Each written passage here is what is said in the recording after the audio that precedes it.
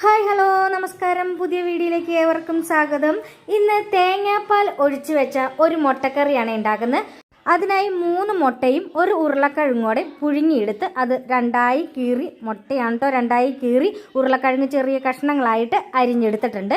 ഇനി ഒരു ചീഞ്ചട്ടി അവിടത്തപ്പത്ത് വെച്ച് ഇഞ്ചി, വെളുത്തുള്ളി, പച്ചമുളക്, സവാള എന്നിവ ചേർത്ത് നന്നായി വഴറ്റി കൊടുക്കുക. സവാളയൊക്കെ ഒന്ന് വഴറ്റി വന്നാൽ ഇതിലേക്ക് 1/4 ടീസ്പൂൺ മഞ്ഞൾപ്പൊടി, 2 ടീസ്പൂൺ മല്ലിപ്പൊടി, 1 ടീസ്പൂൺ മുളക് പൊടി എന്നിവ ചേർത്ത് ഒന്ന് പച്ചമണം മാറുന്നവരെ ഒന്ന് മൂപ്പിച്ചെടുക്കുക. ഇതിലേക്ക് അല്പം വെള്ളോടം ചേർത്ത് ആ പൊടിയൊക്കെ ഒന്ന് കുറുകി കഴിഞ്ഞതിന് ശേഷം നമുക്ക് തേങ്ങാപ്പാൽ ഒഴിച്ചു കൊടുക്കാവുന്നതാണ്.